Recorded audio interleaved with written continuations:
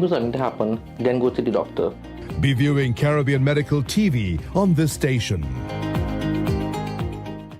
In a world where our health defines our future and the Caribbean stands on the front lines of climate change, rising NCDs and global challenges, knowledge becomes our greatest defense.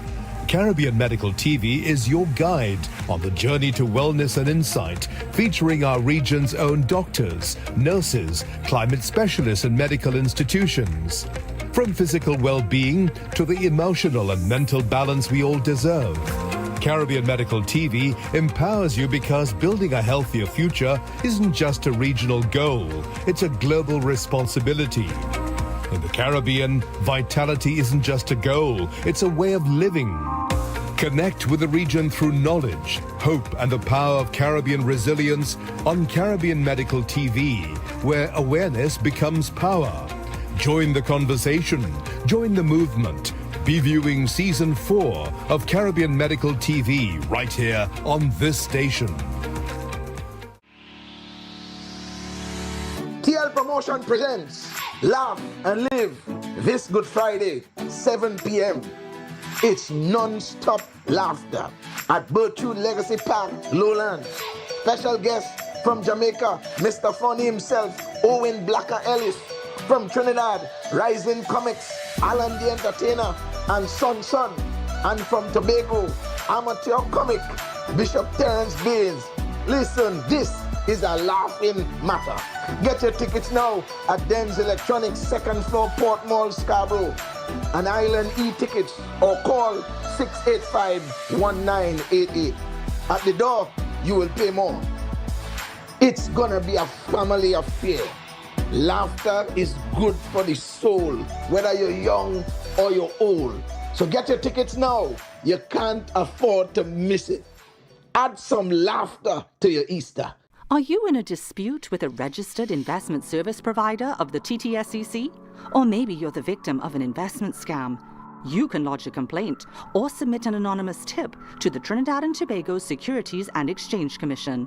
Download our Investor Protection app or go to ttsec.org.tt to access our complaint form or submit an anonymous tip. Write a clear summary of your complaint. Submit copies of supporting documents along with the originals for verification. Provide a copy of the feedback received from the entity regarding your complaint. All investor complaints or scam reports submitted by the public are acknowledged and reviewed by the TTSC. Investigations are pursued based on the outcome of the review. Trinidad and Tobago Securities and Exchange Commission, protecting the interests of investors and the public. You invest, we protect. Everyone benefits.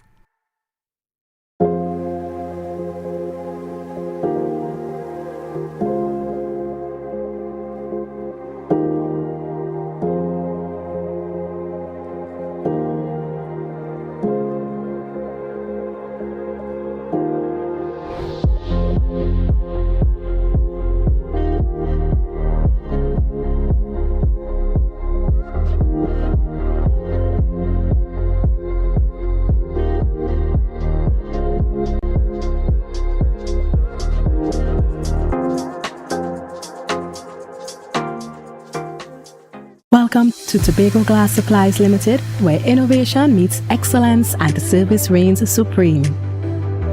Our commitment is simple: to provide high-quality, innovative aluminum, vinyl and glass solutions for both commercial and residential spaces. At TGSL, we don't just meet needs, we exceed expectations. Our range includes the finest aluminum cladding options, setting new standards in durability and style. Driven by our passion to elevate, we aim to be the leading supplier in the Caribbean market while retaining our identity as a family-owned business. Because at Tobago Glass Supplies Limited, it's not just about products. It's about relationships, it's about you. Innovation, quality, service. That's Tobago Glass Supplies Limited.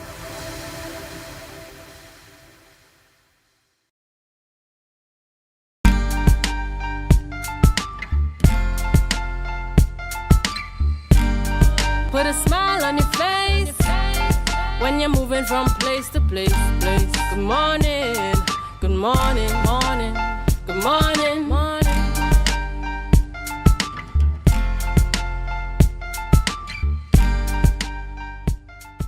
Viewers, welcome back. As promised before the break, we'll be going into conversations with Darren McCletchie, Interim Vice President, Jaron Quashie, Interim PRO, Telshawn McWellington, Interim Trustee, and they are from the General Contractors Association of Tobago, and we're speaking about GCAT not pleased with THA. Good morning and welcome to you, gentlemen. Good morning. Good morning. Good morning. Now, GCAT has expressed dissatisfaction with the recent housing contract awards. Can you walk us through what exactly your main concern is? All right. Our main concern is we feel that Tobago contractors have been omitted from this process. And for a long time, over the last few years, we have noticed this clear omission of competent contractors.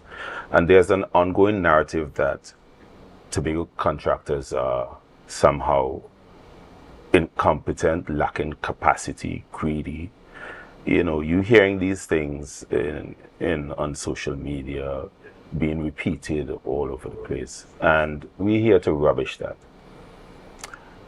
Tobago hasn't just started being built 4 years or 5 years ago. When you look at adventure development, you look at Renaissance in Roxborough, you look at Castara,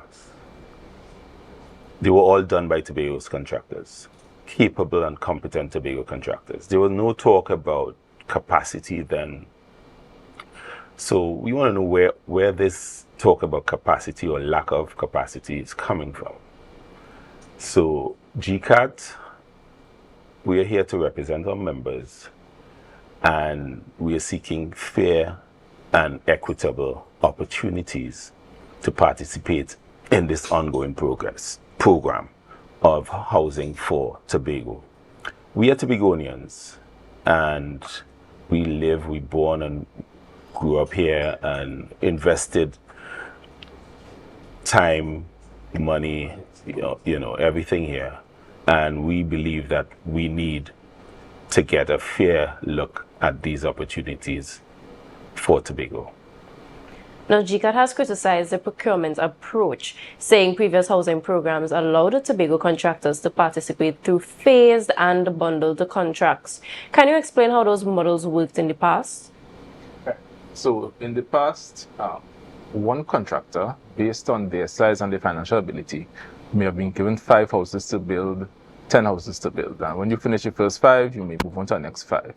What we're seeing now is the Assembly giving an entire package with hundreds of units, $100 million contracts that they're saying Tobagonians or Tobago contractors cannot afford. We believe that it is designed to keep out the Tobago contractors. We believe it is purposely done, and we're asking that, in a sense, to ensure everybody, all sizes of contractors, small, micro, small, medium, large, mega, can have a part to play. To do that, you could get the same house in stock. You could even get it faster if you employ 20, 30 Tobago contractors, as opposed to one general contractor, not from Tobago, to do the entire project. So we're saying in the past, they have unbundled it. For Plymouth, some persons got 5 houses to build. Roxborough likewise. We have Blenheim. We have Calder Hall was done. We have Belgarden was done. So there are many examples on island which would suggest that that model can be followed successfully. Now, for this within the last 4 years or so, for it to be said that the best model is to go out and give one contractor this entire piece, and it really isn't fair to the local contractors in Tobago, and we're asking that we be given a fair opportunity to build our Tobago. Now, is there any formal policy that requires projects to be broken into phases, or is it more of a recommended approach based on the past experience? The Tobago House of Assembly has a responsibility to develop people, human capital development, as well as businesses on island. So while there is no written policy that says it has to be broken up, one would anticipate that an assembly that is primary purpose is to develop Tobago and its people, would look favorably upon engaging local contractors and finding a modality in which we can develop and engage local contractors. It seems quite clearly that by choosing this modality, that they are trying or have tried in the past to ensure that there's reason to give it to a contractor elsewhere that they think is big enough or has the financial capacity to do so. So we're saying unbundle it, give local contractors an opportunity, and GCAT will be happy once Tobago contractors are given a chance to build their own Tobago.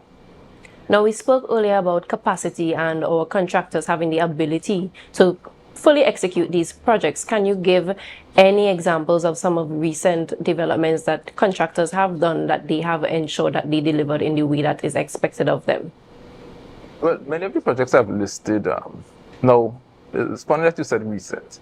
Now, many of the contractors in Tobago over the past few years have not been given an opportunity to do construction contracts. So many of the contractors are here just waiting for an opportunity to do work. The equipment lay idle, their staff almost become part-time because only when we get a project.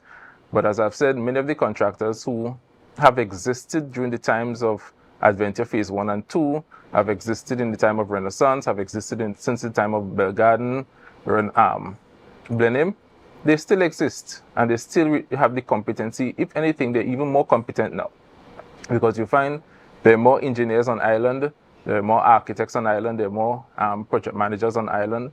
So it's more of a case of, if ever, we're even more competent now than we were then. Now, given that public procurement is based on value for money and open competition, how do you balance that with the call for prioritizing local contractors? Let me get this. As Telshawn mentioned, the Tobago House of Assembly has a responsibility to develop Tobago, right? There's a balance with value for money and, you know, what you're getting. But at the end of the day, the main purpose of the assembly is to develop Tobago and Tobagonians. You can't develop Tobago by excluding Tobagonians.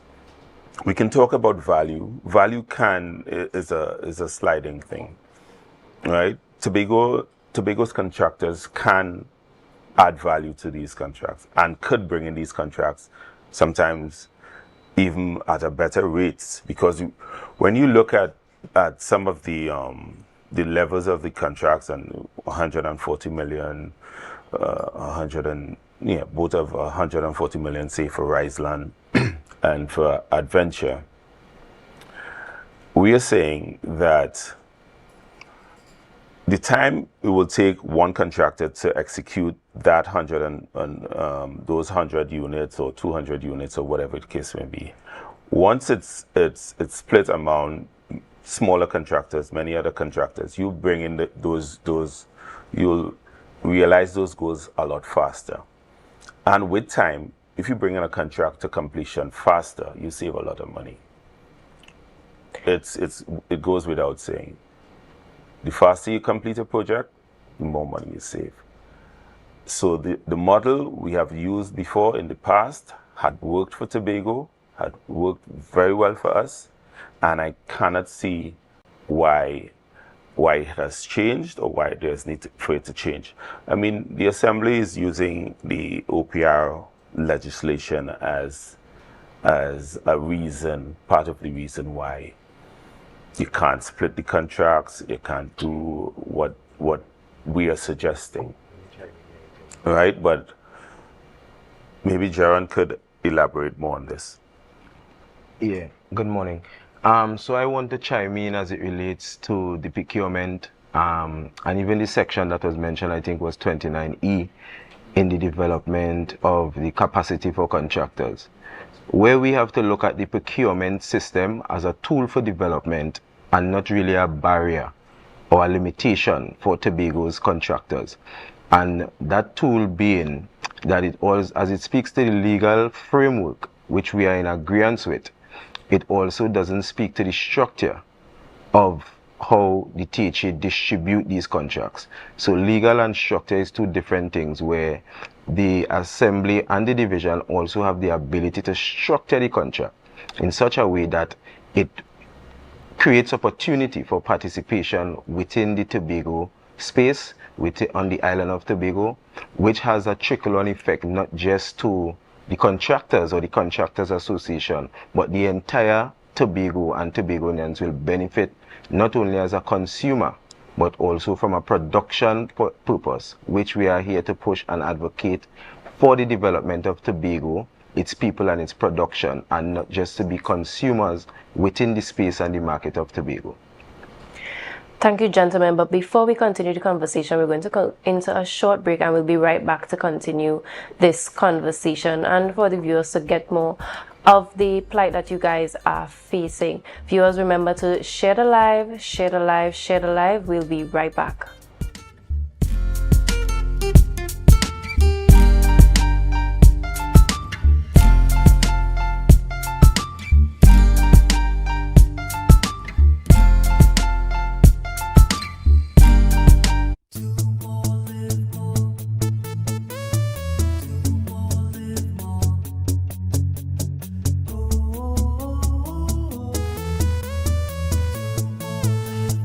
This is how it's gonna go.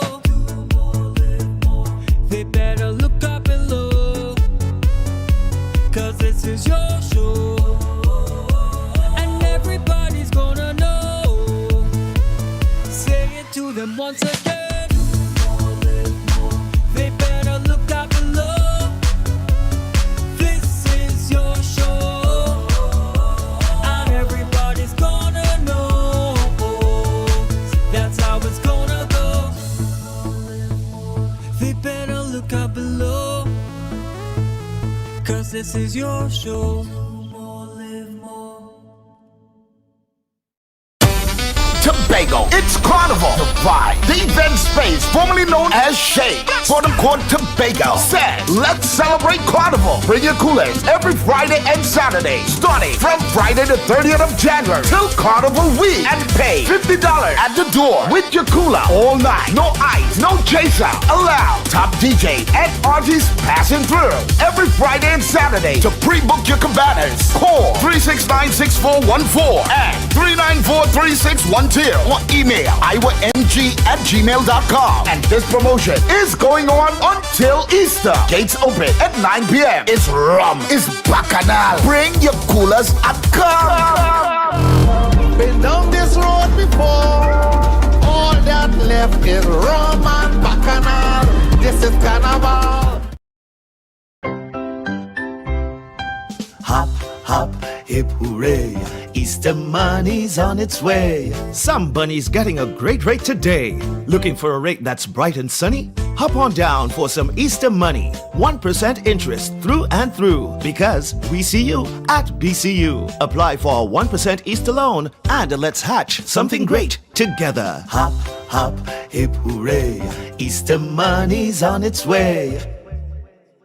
We get ready as the Conby Mount Pleasant Community Council brings to you their Easter Sport and Family Day.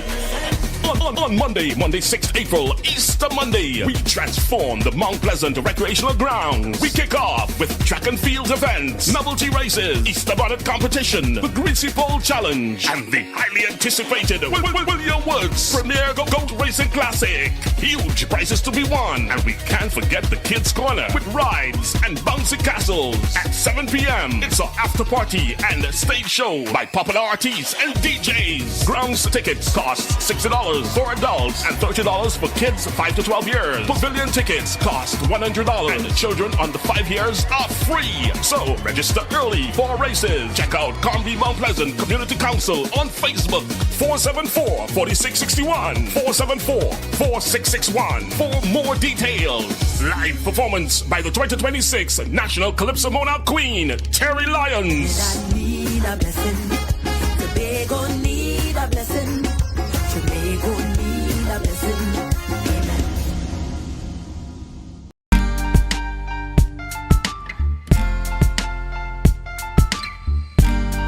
Put a smile on your face when you're moving from place to place. Good morning, good morning, morning, good morning, morning.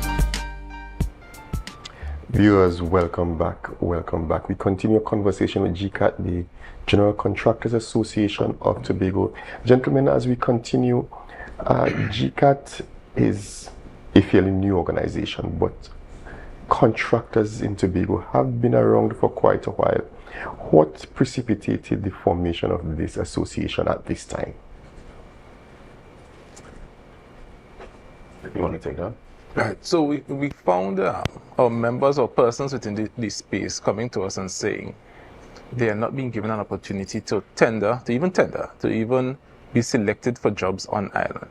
And we found it necessary to form a group that is able to lobby not just for contractors, but for hardwares, for professionals in the area, so the engineers, the architects, the safety officers, to bring the group together and lobby. It is the only way we thought we could properly advocate for our members to have this THA, which is the greatest employer on the island for construction, to hear our plight, to effect some change. We have realized that in a Tobago space where Tobagonians who are the contractors who vote for any party, we understand that in these kinds of scenarios, that the assemblymen are our employees, and as such, we are calling upon them to treat us in a way that is fair. We're saying that for persons who have been elected to advocate for Tobagonians, it seems that they are not advocating for Tobagonians, so Tobagonians across the island are saying, Tobago contractors, we have placed them there to advocate on our behalf. Let us call upon them to do so and put the necessary things in place. If policy has to be changed, even with the upcoming autonomy bill, if that has to be changed or modified so that in the Tobago space, Tobago contractors can build Tobago.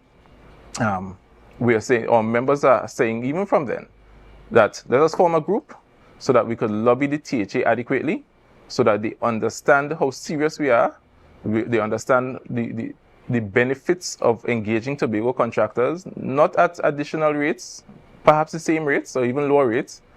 So there's no disadvantage to the assembly to engaging persons who are domiciled in Tobago, the contractors from Tobago. So we're saying that is how the group was formed, by persons coming to us and saying, this cannot continue. My truck is at home idle, my backhoe is at home idle, my workers are unemployed, I haven't gotten work for the past 5 years, that kind of thing. Those are the conversations that formed or instructed our method of forming this NGO so as to lobby the THA, bring sensitization to the people of Tobago that this important sector is being placed at a disadvantage. Okay. Now, earlier it was said that there's not necessarily a significant lack of capacity resident with Tobago contractors. Give that what it's worth. But we've also had a complaint on the ground generally, and this is not something new per se, over the years, that there seems to be a significant slow rate of production in terms of deliverables, especially in the construction sector. How does GCAT respond to that? I mean, several projects you can look at over the last however many years. How does GCAT respond to that and juxtapose that with your claim of having the capacity to deliver? Well, I would rubbish that. Much of the projects that persons may naturally in their mind point to that were delayed because of THA, there are many reasons. One, in many instances, with Trinidad contractors, cultural complex for one, but in other instances, you have to look at it holistically. When you have a Tobago contractor doing Goodwood Pavilion, for example, and the project is stopped as a political decision, or you have the indoor facility at Bacalet being stopped. Now, I want to be clear, we're not a political organization, but to say that Tobago contractors do not bring in projects on time and within budget is the furthest thing from the truth. I have been on both sides of the fence. I have worked at the THA, supervising private contractors. I've been in the private sector working as well. And I can tell you some of the best work comes from the Tobago contractors. They bring it in within budget and within time, sometimes ahead of time. So I've never had the experience where we say, and this is me started in the assembly in 2010, where local contractors cannot do as good as or better work than anybody coming from outside. And especially in a scenario such as this, where the housing sector, you intended to build so many houses. Now all of us live in houses, which means, and most of us, it means Tobagonians built your house. So you cannot come now and say somebody cannot build your house, because we are custom building houses. This is not a project we haven't done before. We are custom building houses, we are custom building roads, we are custom building sidewalks, we have plumbers putting down water reticulation, we have sewer. So every component of these projects can be done here and can be done, as I said, within budget and within time. I hear you, but I must confess that up to this week, we've been having conversations with people, and when I say we, I mean just the man in the street, not necessarily from this platform, with Tobagonians who complain that in many cases, Tobago contractors seem to be handing them the short end of the stick. We're not going to go backward and forward, and I'm just saying that we also need to bear that in mind, that some of our experiences have been different to what you present. How have you, in recent times, we know that at least once you met with the Chief Secretary. When was the last time GCAT met with the THA at any level? Who did you meet with, and what would have been the outcomes? I know we heard a response from the Secretary for Housing, but when was your last meeting with any representative of the THA, and what were the outcomes? So to respond to your first statement, and then I'll get to when last we met with a THA representative. Many persons on the island don't necessarily hire contractors. They may hire somebody they know could build a house. Now, when we speak of contracting, we speak of an entity that has all the requisite skills or can outsource the requisite skills. I'm sure you would admit the persons on the street who you've spoken to may have found a builder that they know.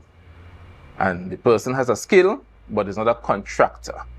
So they come and they do some work, and there may be some instances in that regard. We are saying GCAT as an organization and its members have a responsibility to hold our members accountable as well. So we have built-in systems where we control and encourage proper structure, proper building, proper timely building, and that kind of thing. And I'm saying our members have provided structures on time and within budget. To your second question, as it relates to, with the last time we met with a THA official, would have been the Secretary for Housing. I think we did that last week. So we've met with the Secretary for Housing, we've met with the Chief Secretary. They have met with our members in a general meeting, and that has been our engagement thus far. Outcomes, were they positive outcomes? Are you looking forward to probably an adjustment of how things are done in the future, probably for this particular project? What did the meeting suggest would be forthcoming? Well, nothing was promised. All right. What we are looking for is a shift in policy, right, that looks inward. Because so far, what holds or what gives is not benefiting Tobagoans. You might, at the end of it, you might get a house. Most Tobagonians may or may not afford to own that house. It's left to be seen. But we're looking for a shift in policy from the Assembly that looks to the Tobago contractor as part of their overall development goals. You develop the contractors, you hire labor, there's a multiplier effect, they spend money locally, they support the hardwares, because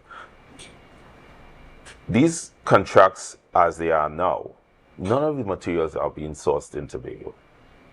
So that in itself does not benefit Tobago. It does not put any money into Tobago's economy.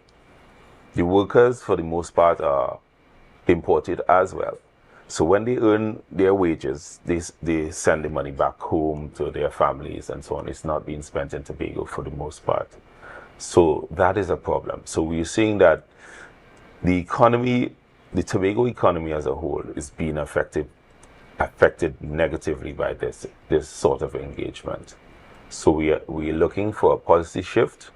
We have not had any guarantees from from the Chief Secretary or the Secretary for Housing, but we are however hopeful and optimistic that with all advocacy that in the near future we see some changes. And to add to that, as well as from that conversation, it's also, apart from the policy shift, is also the structure, because the structure is already within the procurement framework that can allow for the THA divisions to structure the packages in such a way that it increases the participation of the Tobagonians and its contractors on the island.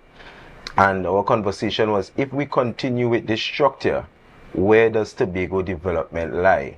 How are Tobago being developed and the people within Tobago being developed? And that is a big and a serious question as it relates to the development of the people on the island, not just the contractors, but also professionals. We have young persons who are in school at this time looking to seek career paths.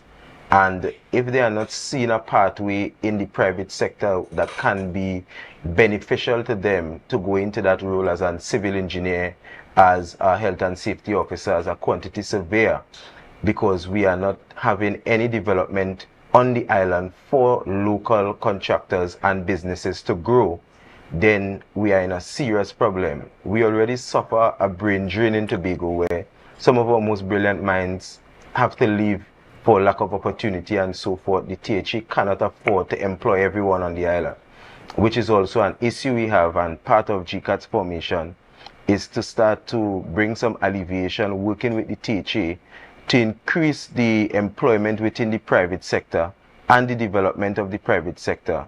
Being construction is a huge booster within any economy. So we are talking about us being intentional. The THA being intentional and GCAT being intentional as it relates to the development of Tobago.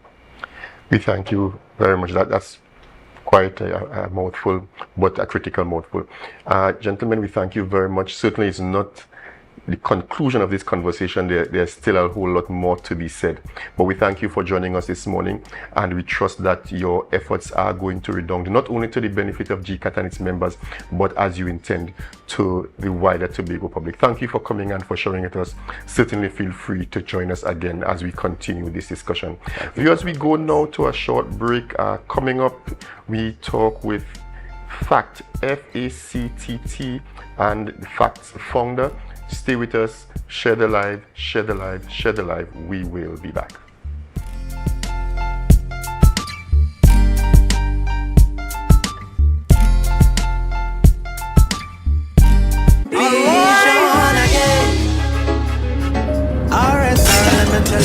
People, the 4th and 5th of April, it's all about Arise. Tobago, we coming. Oh, let's see the video of jumping out of planes for this one. Parachuting down to the Scarborough Amphitheater. Yes, this is the place to be. Along with other friends and them, and even the ones from Tobago too. Big up all yourself. We're going to have a great time in Jesus' name. Arise! Arise! Blissful melodies come from heaven, so his praise are given to the King of giving it. TL Promotion presents Laugh and Live this Good Friday, 7 p.m. It's non-stop laughter at Bertrude Legacy Park, Lowland. Special guest from Jamaica, Mr. Funny himself, Owen Blacker Ellis. From Trinidad, Rising Comics, Alan the Entertainer, and Son.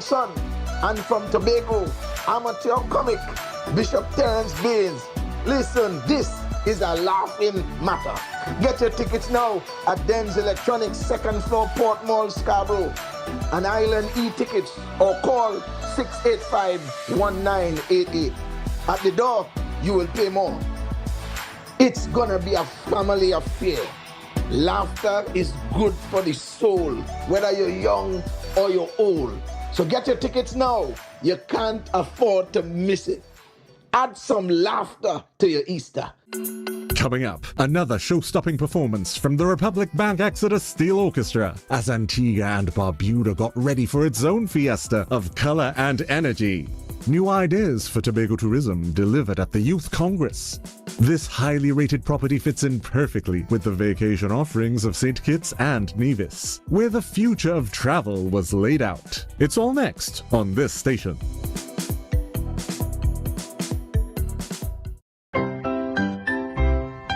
Hop, hop, hip hooray, Easter money's on its way. Some bunny's getting a great rate today.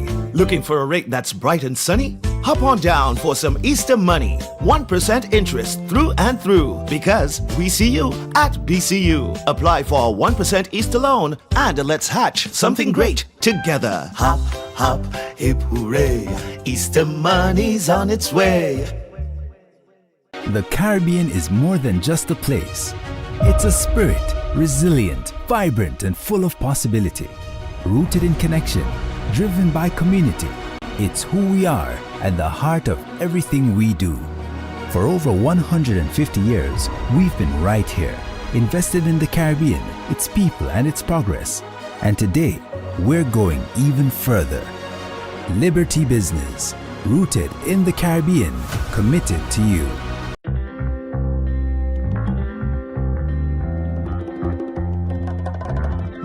Baby, when you whine on me. Somebody get the phone, on the telephone. I get wet. I get wet. I get wet.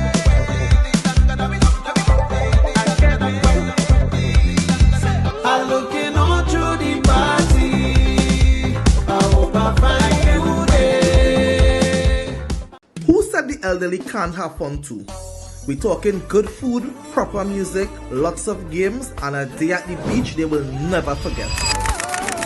From the time we left the compound at Heavenly Care Home for the Elderly, the vibe was already established. Wheels up and seatbelts on. Watch now, when we touched down in Pigeon Point, everybody was ready for excitement. But before anything could take place, we had to secure bellies. You ever play bingo by the beachside? Well, that was the first activity on the roster, and boy did these seniors have fun. However, others wanted something more physical, so we brought out the ring toss, and not even arthritis could have stopped them. Well, I was blown away at how straight these people were. Are you sure this is a home for the elderly? Nothing beats a Jet 2 holiday, but nothing beats the song of Good Steel Pan by the shores while we take a dip in Tobago's finest water. Wait, more food again? This is my type of event. The energy was amazing and nothing short of a blessing. Big up Heavenly Care Home for the Elderly, because joy doesn't retire, laughter doesn't age, and memories like these last forever. To a stranger. We get ready as the Conby Mount Pleasant Community Council brings to you their Easter Sport and Family Day.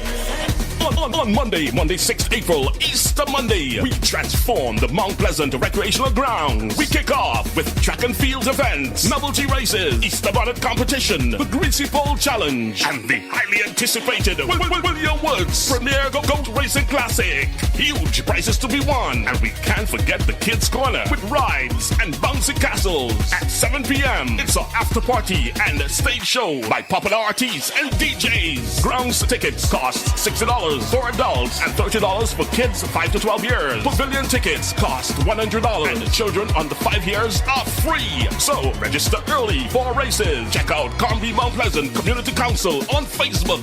474-4661. 474-4661 for more details. Live performance by the 2026 National Calypso Monarch Queen, Terry Lyons. I need a blessing. Tobago need a blessing. Tobago need a blessing.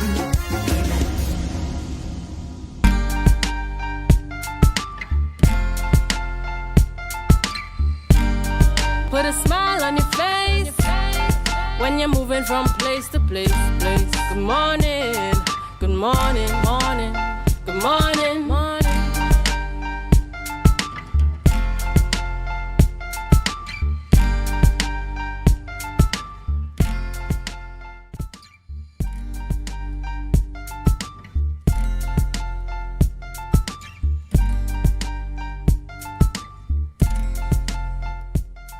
viewers, welcome back. As promised before the break, we are here in studio with Shanique Marcelin, Miss World first runner-up, and she represented the island of Tobago for Miss World 2025, and now she's here to talk about her foundation, the FACT Foundation. They are hosting a fundraising event, and we're here to talk all about that. Good morning and welcome to you, Shanique. Hi, good morning to you, Miss Marcelin. Good morning. Always Thanks a for pleasure to having have you us. guys in studio. Thank you so much. Now, Shanique, you went into the Miss World, you were Miss Tobago 2025. How has that platform channeled the work that you are doing today in the FACT Foundation? I think that through my foundation I've grown a lot, and it has grown since last year, October, when we did our traditional mass characters. And I think that it really grew a lot and it really impacted a lot of students. And I really think that they are benefiting from my foundation. Now, tell us about the FACT Foundation for individuals who are hearing about it for the first time. What exactly is the purpose of the FACT Foundation and what it hopes to achieve in the years to come? So FACT stands for Fashion, Arts, Creativity, Talent and Therapy. It is an immersive development program designed to empower young people through vocational skills and mental wellness. Now, the theme for this fundraising event is Resurrect, Reimagine and Restore, and that's very powerful. I'm going to direct the question to Miss Marcelin now. Tell us why you chose that theme. Now, the theme Resurrect, Reimagine and Restore, we wanted to encourage the young people of Tobago to understand that sustainability goes a wide way, even in fashion. So we looked at developing their skills in resurrecting garments that they would have had at home that probably they didn't like or they grew out of, and instead of discarding them, showing them how they can repurpose these garments into refresh new ideas, new designs that they can wear. We looked at reimagining. So we looked at, it might have been a white t-shirt that got a stain on it. How can you reimagine this t-shirt into something new? So we taught them the skill of tie-dyeing and dye extraction so that they could understand the viability of not throwing away garments, but making it as sustainable as they can. We talk about reimagining.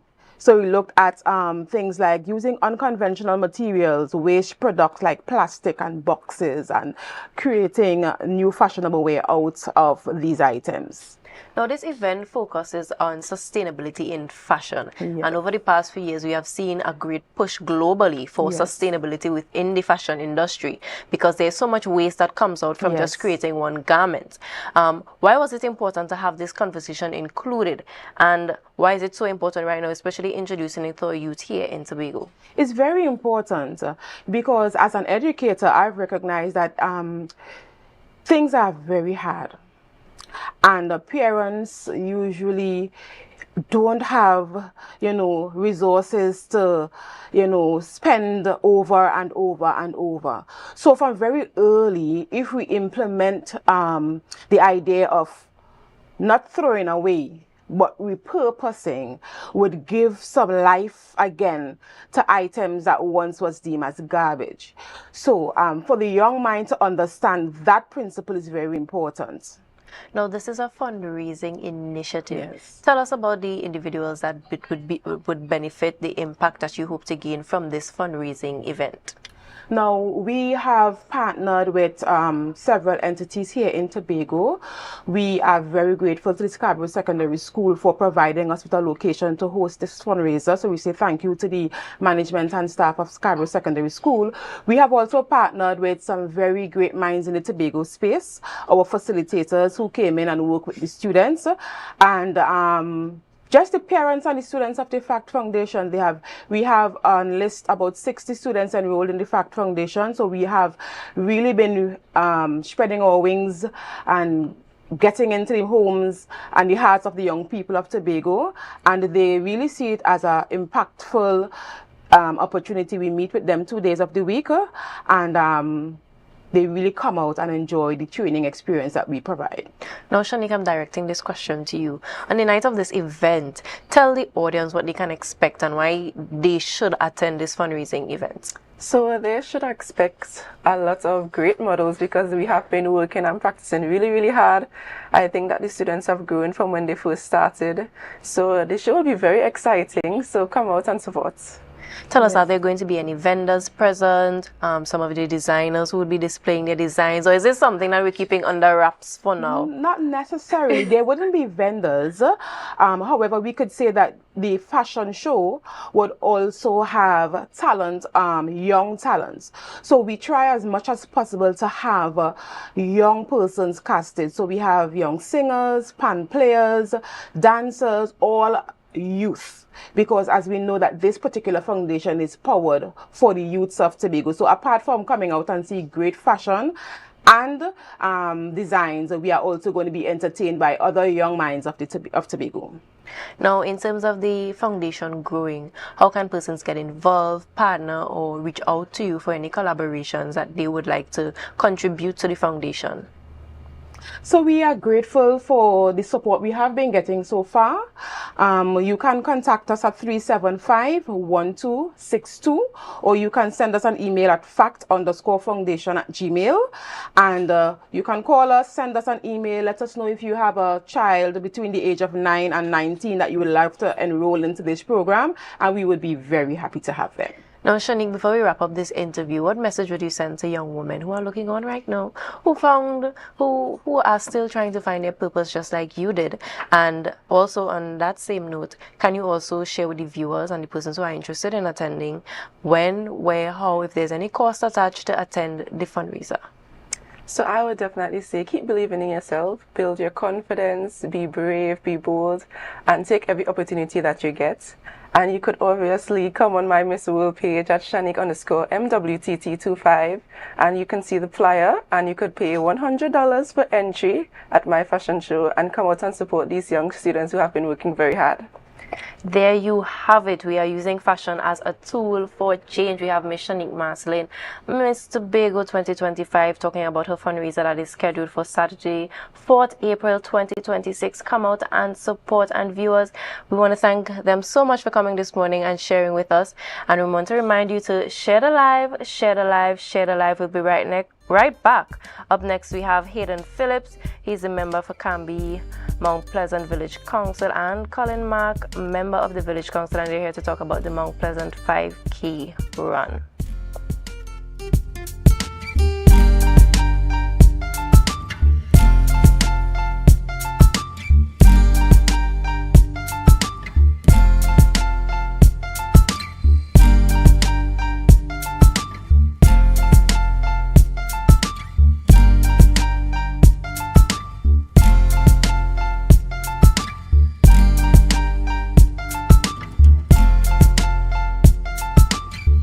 Our world is filled with rhythm. Rhythm that's unapologetic, infectious, timeless. Rhythm is commitment in action. It's how we show up for each other with unrelenting support that goes the distance. Rhythm lives in the tiny beats of our most intimate moments and the seismic roars of our biggest achievements. Rhythm is resilience in motion. So even when things go out of sync, we do what it takes to bring the rhythm back. At Flow, we understand your rhythm because we live it. That's why we're dedicated to building a network as resilient as you, with a team of familiar faces working every day to keep you on beat. You're at the heart of everything we do, and our commitment is to keep your rhythm flowing, no matter what.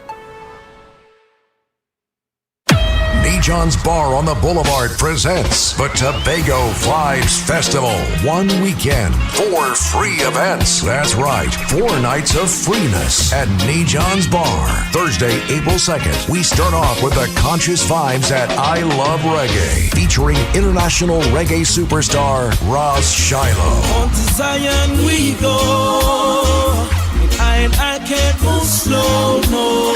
Shiloh. Are you satisfied?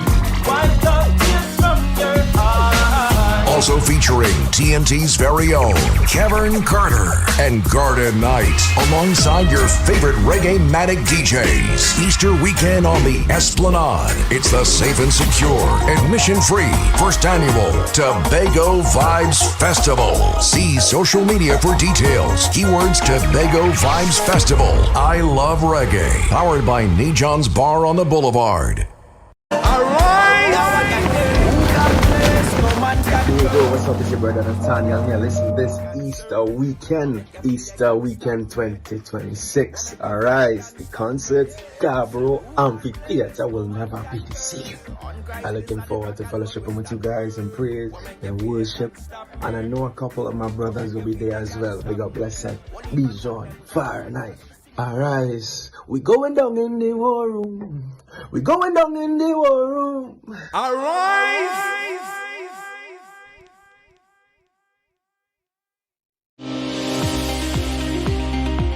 I think part of the problem we have, and this is not unique to cardiology, but this concept of checkup, is going for review.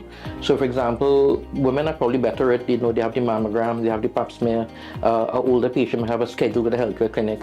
So a lot of people in their 30s and their 40s and their 50s don't think of our healthcare as being part of a proactive thing. So they're waiting for something to happen, then go to the doctor. Be viewing Caribbean Medical TV on this station.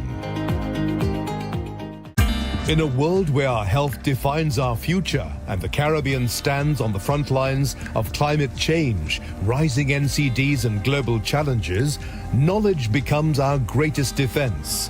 Caribbean Medical TV is your guide on the journey to wellness and insight, featuring our region's own doctors, nurses, climate specialists and medical institutions.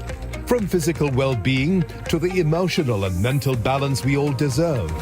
Caribbean Medical TV empowers you because building a healthier future isn't just a regional goal, it's a global responsibility. In the Caribbean, vitality isn't just a goal, it's a way of living. Connect with the region through knowledge, hope, and the power of Caribbean resilience on Caribbean Medical TV, where awareness becomes power. Join the conversation, join the movement. Be viewing Season 4 of Caribbean Medical TV right here on this station.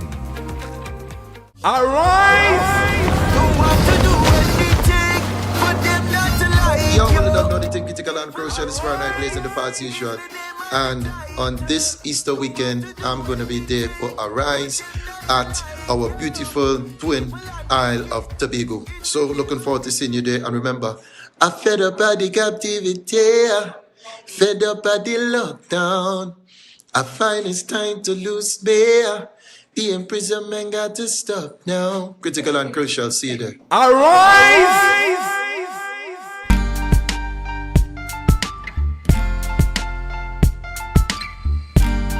Put a smile on your face when you're moving from place to place. Good morning, good morning, morning, good morning, morning.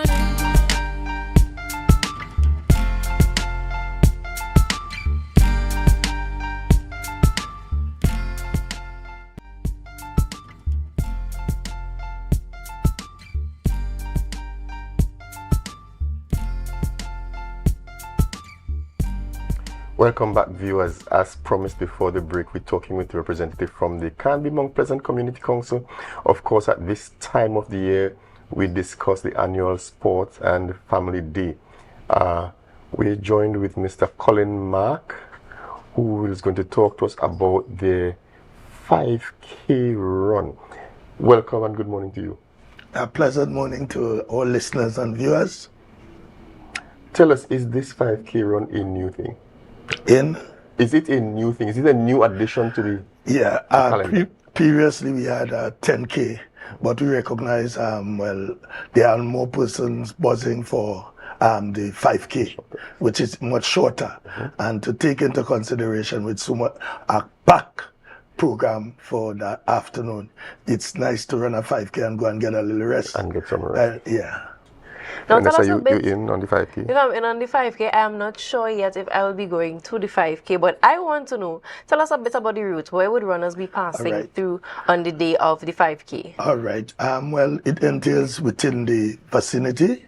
It starts on the Canby Mount Pleasant Center, heads straight down to Morshead on the Buku Cemetery Junction. At the junction, you take a left into Shervan.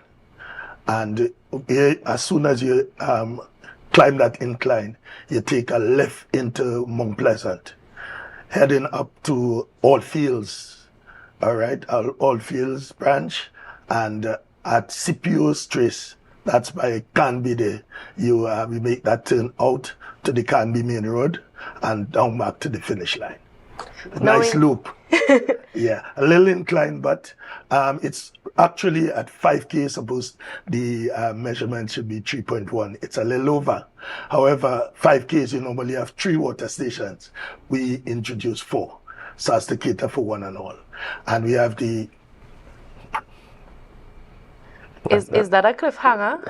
I was just wondering, that sounds like a surprise. Well, more or less I was discussing the prices, but I'm waiting. Oh, well, I was just about to ask about that because we see medals and cash prizes. How competitive is this event going to be? All right. Well, last year it was the 10K was a little strenuous for some persons, but 5K is a catching thing. And the first prize, it's 1,500. Second prize, it's 1,200. Third place, it's 900. Fourth place is 600, and the 5th place is 400. In addition to that, that's both male and female. All right, you know these things nowadays. You have to make sure you make it balance with the sexes, right?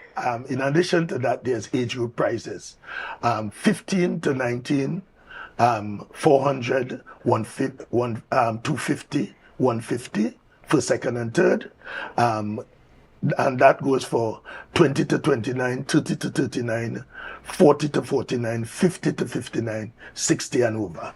In addition to that, there's the youngest 15-year-old, and the oldest competitor. And so this sounds like something we should do. Well, Alex, when you sign us up, then we can go. But on that note, how can persons register for the 5K? All right. Well, there's the Canby Mount Pleasant Facebook page. In addition to that, from this evening, 6 p.m., persons could register. And it's a cost of $150 per person.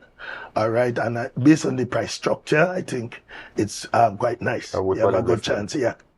And in addition to that, on the morning, we know persons at a 6 o'clock start, they may not be able to take breakfast or so, very little.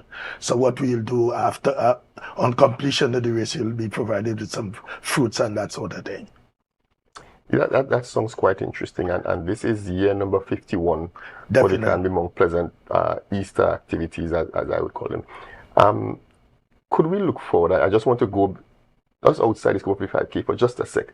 Could we look forward at 51 for, or should we say, year number 51 marks introduction of new stuff for our new direction, improved direction for the Canby Mount Pleasant Community Council and the Easter activities? Yeah, well, without a doubt, because it's a package really, you cater for all ages. With all those track events, you start the morning, when you resume with the track, there's ages for events for nearly every age group and other activities as well. So it's really a package. So it's how we present the package.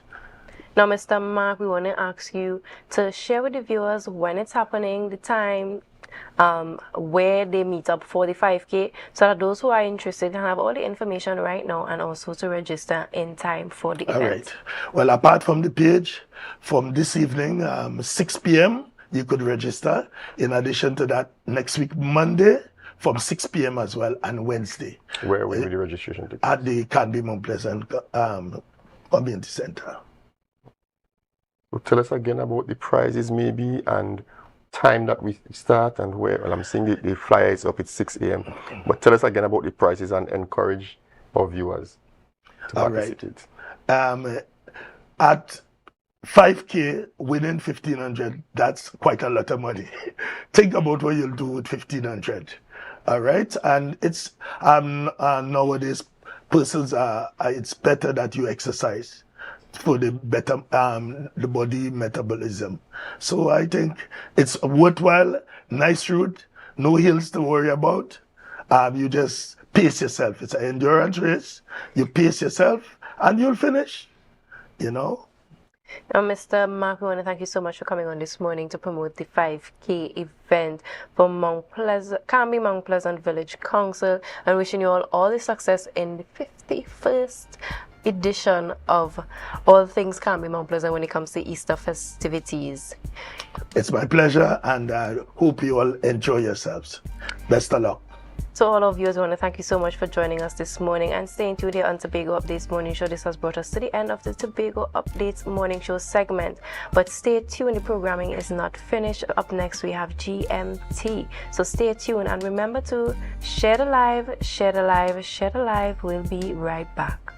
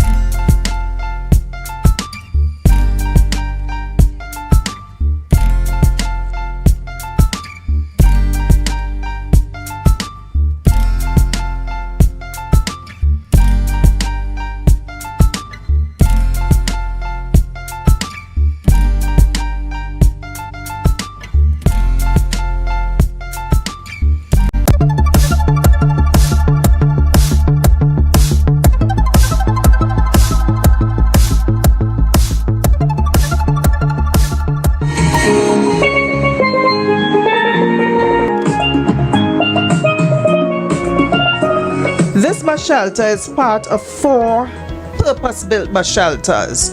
So you would realize that we've had people renovating bus shelters across the island, but we have 4 newly built, and it was newly built by the division, and it was purpose-built. It was purpose-built because these bus shelters serve secondary schools in addition to other persons. So I want to commend Lambo Credit Union for adopting this shelter and transforming it into something that is truly special. With the addition of charging ports and connectivity, this is no longer just a shelter from the sun and rain. It is a modern community space that people can actually use while they wait. At the Lambo Credit Union, we believe that outfitting this bus shed is not simply a marketing initiative. It is an extension of our responsibility to care for, uplift, and support the communities that we serve. Empowering people remains a critical component of our mission, and the location caters to a lot of our youth. Our youth, who are not only tomorrow's promise, they are today's creators, dreamers, and bright, courageous voices shaping the world around us. I think the true strength in any society, by extension country, is when private and public could work together. When we have proper collaboration, we could move mountains. Until you come together, until you start working together, sometimes you can never realize how much strength there is in working together. This project, I really want to thank the credit union for this investment. Each bus shed tells its own story. Today, I want to congratulate Lambo Credit Union for stepping forward to adopt this version and for the thoughtful improvements you have made to this space. The introduction of complimentary Wi-Fi is a wonderful example of how something as simple as a bus shed can evolve into a space that reflects the needs of a modern Tobago.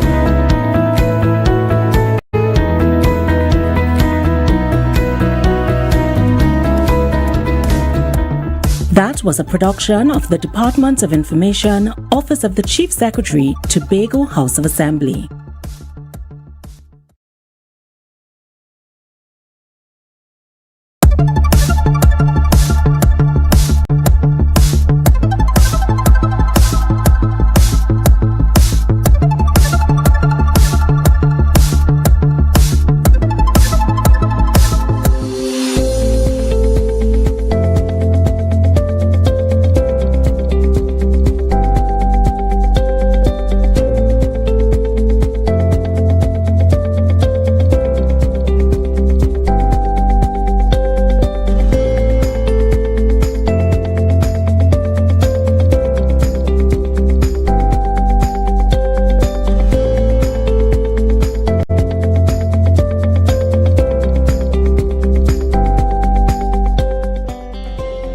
Tobago is to conserve health, heritage, and livelihood, we must approach medicinal and aromatic plants with a framework of sustainability tailored to our island's reality. This means strengthening forest management in Tobago, promoting responsible cultivation among local farmers, investing in research that reflect our unique ecosystems, and formally recognizing traditional practitioners. It requires a continued collaboration among stakeholders to ensure that agro-processing and entrepreneurial initiatives are pursued within a regulated, environmentally sound system that benefits Tobago first.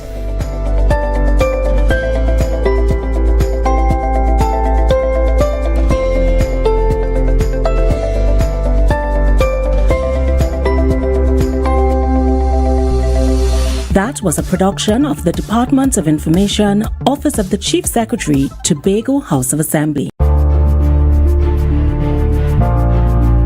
You're viewing Tobago Updates Television, your exclusive gateway to Tobago, broadcasting the beauty of this island paradise to the world.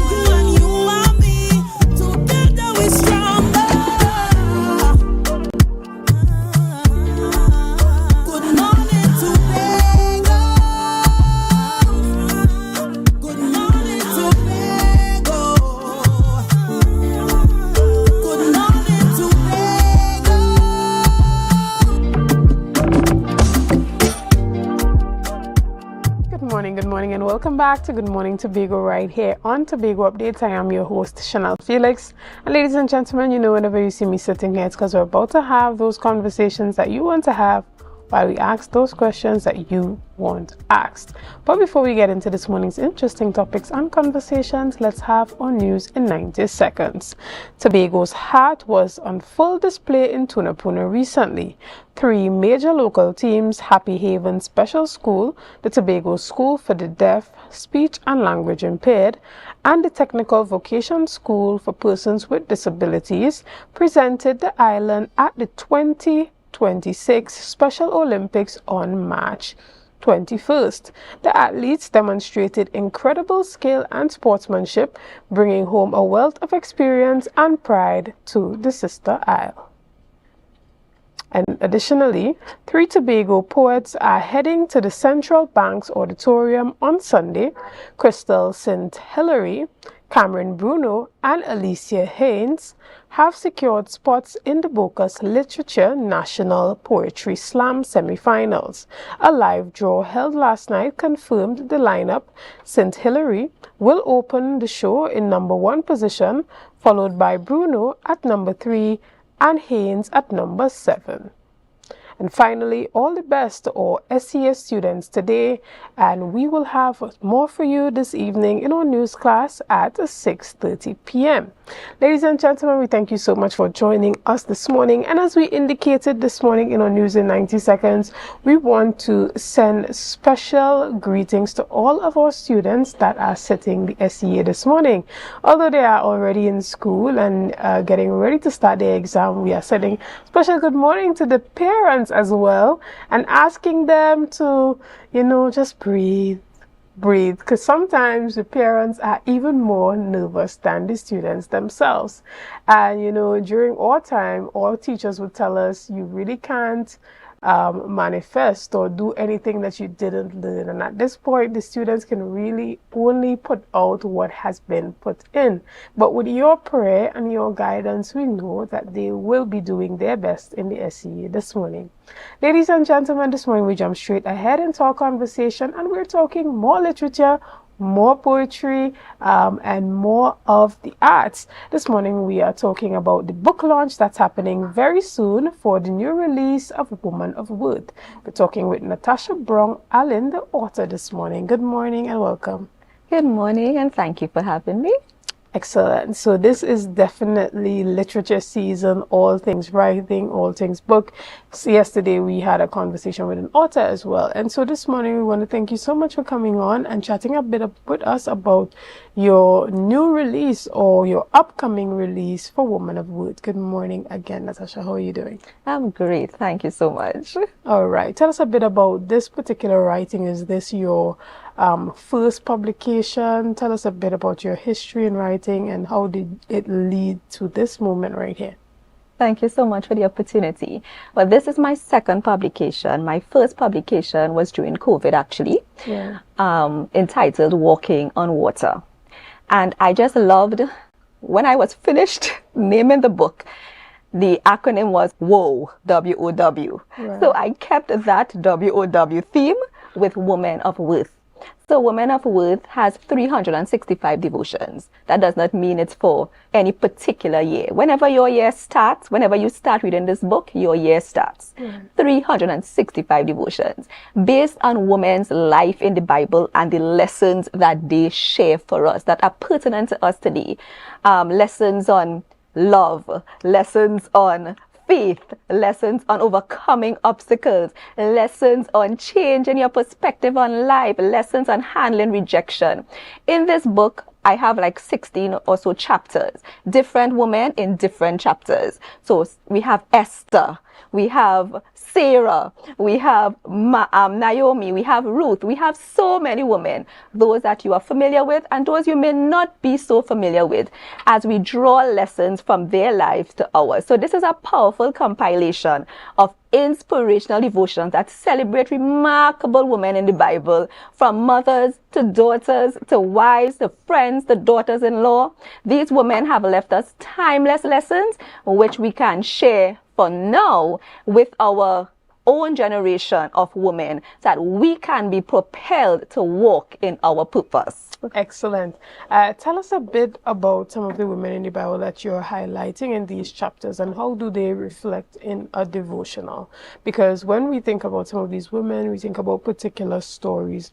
How does that, because when we think about a devotional, we think about something that guides your day, gets you in the right frame of mind to start. So for example, you drew on Esther. When we think about Esther, we think about a woman that received favor from the king. How does that play into the devotion? Give us an example through what has been published in the book. Certainly. And you hit the nail on its head. Esther received favor from the king. We receive favor from our King, King of Kings, Lord of Lords, our God in heaven. He favors us. We are his princes and princes. We are his queens. So when we receive favor from God, it's not for us. Just like Esther, when she received favor from the king, it wasn't just for her. It was for her people, to free her people. So when we receive favor, the favor is not just for ourselves. It's to share with others, to benefit others. Esther's story also teaches us courage. Courage. And you know, many women don't accomplish their goals because we are fearful of failure, fearful of what other people might say, fearful of rejection, fearful of all kinds of things. Esther's story encourages us to be courageous, to achieve your goal. She was an orphan turned queen. Hello, she was from a strange land. So if that happened to her, certainly, we can be queens in our own stories. We can be courageous in our own stories. And we can be, for such a time as this, called for an important purpose that only you can fulfill. Excellent. And tell us how many chapters are in the book, and what would you say are some of the key highlights that persons are really going to enjoy? Particularly, you pulled out Esther, and Esther is one of my favorite female Bible characters. Following her is Sarah. And the book starts with Sarah's story. And the book has 19 chapters ending with lessons from Mary and Martha. So I've looked at women in the Old Testament as well as women in the New Testament. So Sarah's story is one that is so fantastic. It takes us through different emotions.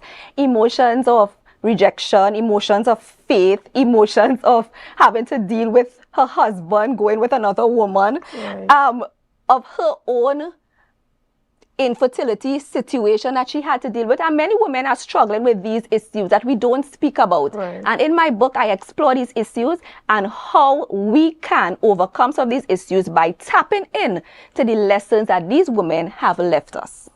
Excellent. And where can persons get this book? Certainly. So at this moment, you can get them directly from me.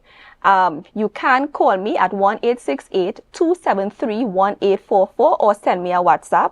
You can also email me at natashabrownallen.books. That's easy to remember, my full name, natashabrownallen.books@gmail.com.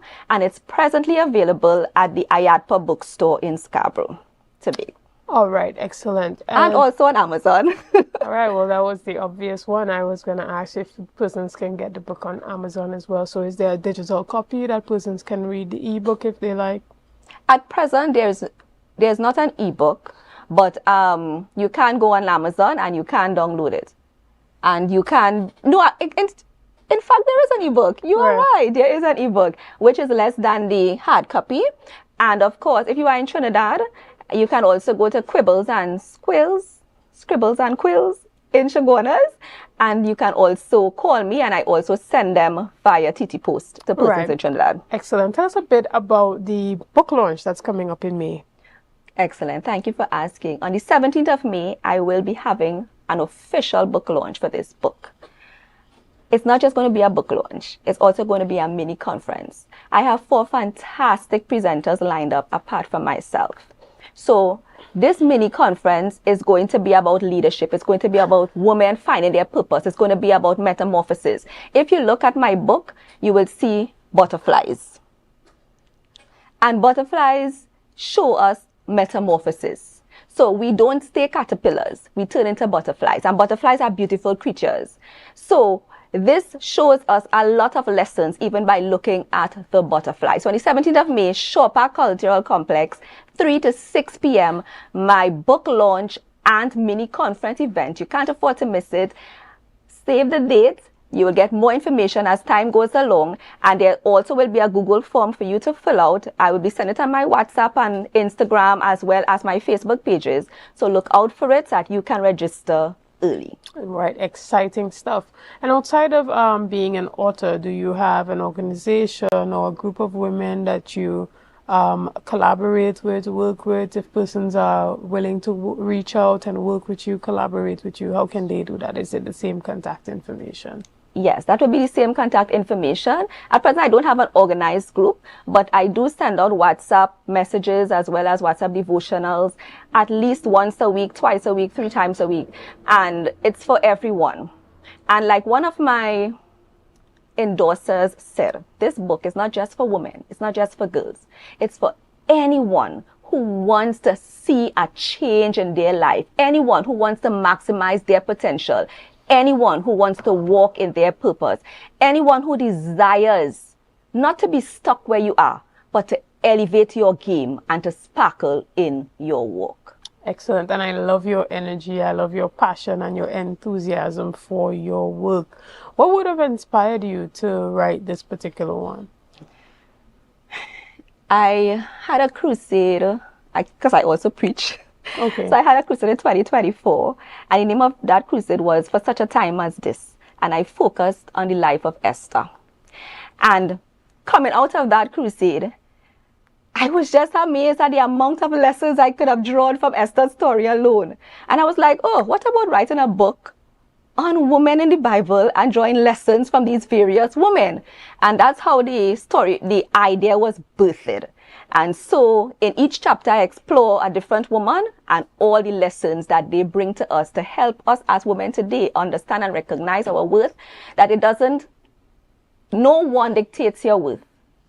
You are already born with worth because you are a child of the King of Kings and the Lord of Lords. So with that in mind, don't let anybody ever tell you that you are not worth anything.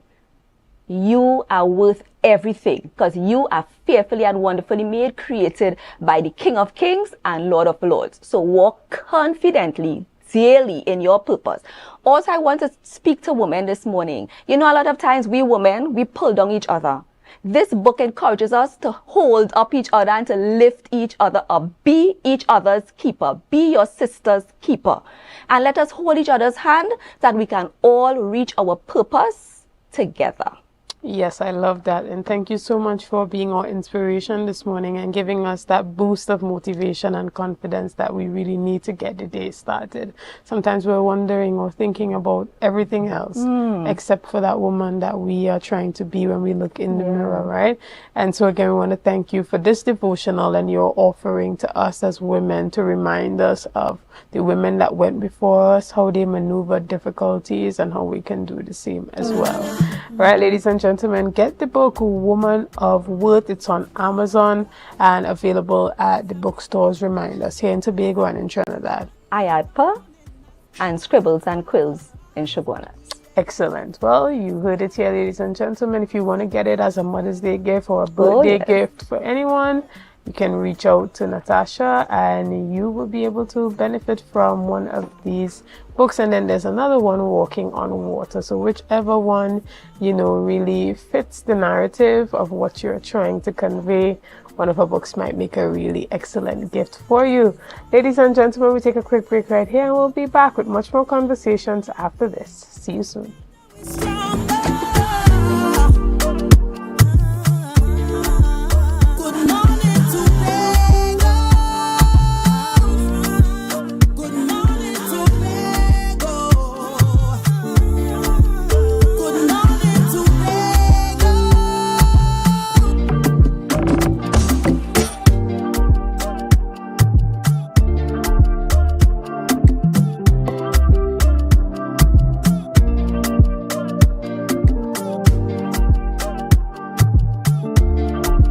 Our world is filled with rhythm. Rhythm that's unapologetic, infectious, timeless. Rhythm is commitment in action. It's how we show up for each other with unrelenting support that goes the distance. Rhythm lives in the tiny beats of our most intimate moments and the seismic roars of our biggest achievements. Rhythm is resilience in motion. So even when things go out of sync, we do what it takes to bring the rhythm back. At Flow, we understand your rhythm because we live it. That's why we're dedicated to building a network as resilient as you, with a team of familiar faces working every day to keep you on beat. You're at the heart of everything we do, and our commitment is to keep your rhythm flowing, no matter what.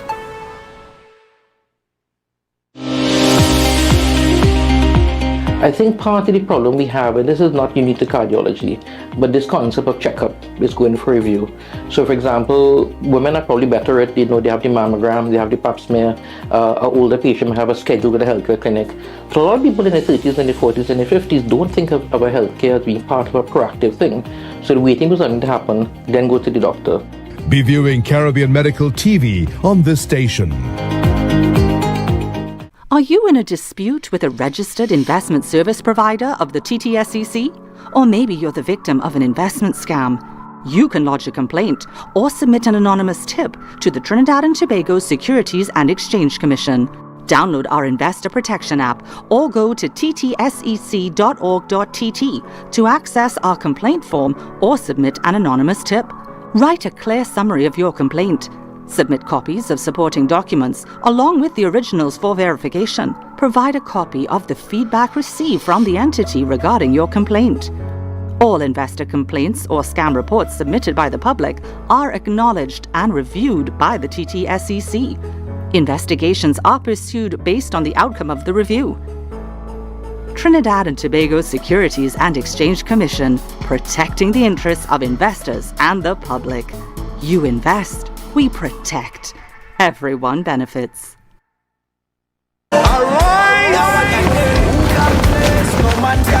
What's up, it's your brother Nathaniel here. Listen, this Easter weekend 2026. Arise, the concert, Tobago Amphitheater will never be the same. I'm looking forward to fellowshipping with you guys in praise and worship. And I know a couple of my brothers will be there as well. Big up, blessed, Bijon, Fahrenheit. Arise, we going down in the war room. We going down in the war room. Arise!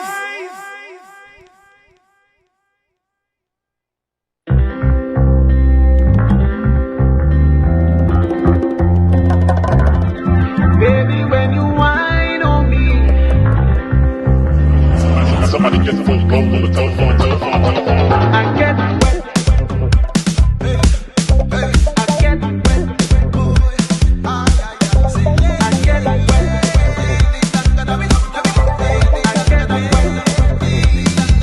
I'm looking all through the party. I hope I find you there.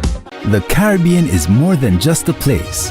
It's a spirit, resilient, vibrant, and full of possibility. It's who we are and the heart of everything we do. For over 150 years, we've been right here, invested in the Caribbean, its people, and its progress. And today, we're going even further. We're deepening our commitment to the region, continuing to invest in the networks, services, and digital solutions that move Caribbean businesses forward. Whether you are a mid-sized business or multinational player, we bring you resilient connectivity, personalized service, and tailored IT solutions, all powered by local teams that truly have your back. We're here to help you navigate challenges, grow, and achieve your goals with practical solutions, reliable networks, and a partnership rooted in trust and your long-term success. Liberty Business, rooted in the Caribbean, committed to you. In a world where our health defines our future and the Caribbean stands on the front lines of climate change, rising NCDs and global challenges, knowledge becomes our greatest defense. Caribbean Medical TV is your guide on the journey to wellness and insight, featuring our region's own doctors, nurses, climate specialists and medical institutions. From physical well-being to the emotional and mental balance we all deserve. Caribbean Medical TV empowers you because building a healthier future isn't just a regional goal, it's a global responsibility. In the Caribbean, vitality isn't just a goal, it's a way of living. Connect with the region through knowledge, hope, and the power of Caribbean resilience on Caribbean Medical TV, where awareness becomes power. Join the conversation, join the movement. Be viewing Season 4 of Caribbean Medical TV right here on this station. Arise! Young people don't know the thing critical and crucial is Friday night blazing the fast usual. And on this Easter weekend, I'm going to be there for Arise at our beautiful twin Isle of Tobago. So looking forward to seeing you there. And remember, I fed up by the captivity, fed up by the lockdown. I find it's time to lose bear. The imprisonment got to stop now. Critical and crucial, see you there. Arise!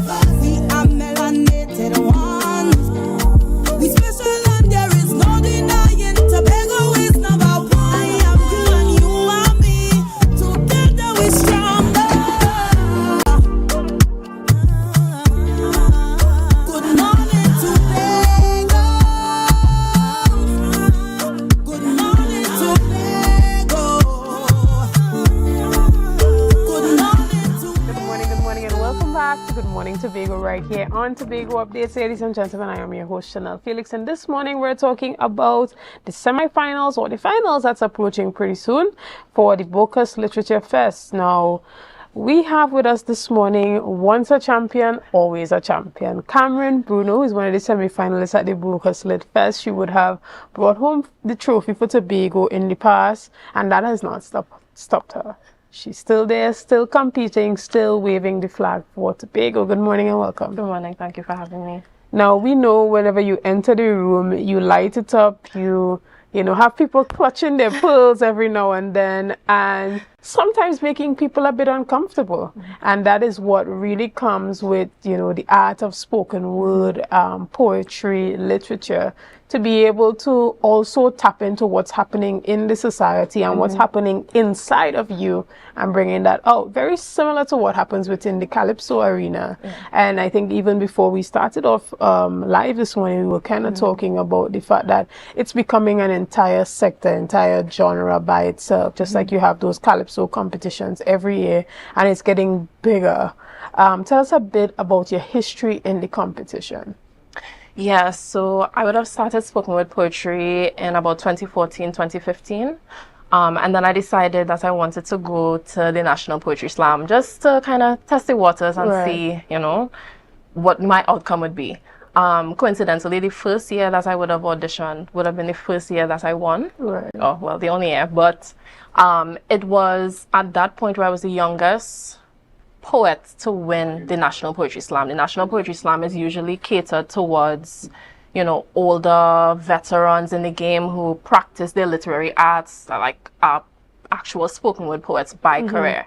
And it was at that point where I didn't really understand the depth of what spoken word poetry could look like, and like where it could take you in terms of literary arts or just as an artist itself. And then I would have continued to use my craft to enter other competitions and win other competitions, like the 2018 New York City Youth Poet Laureate.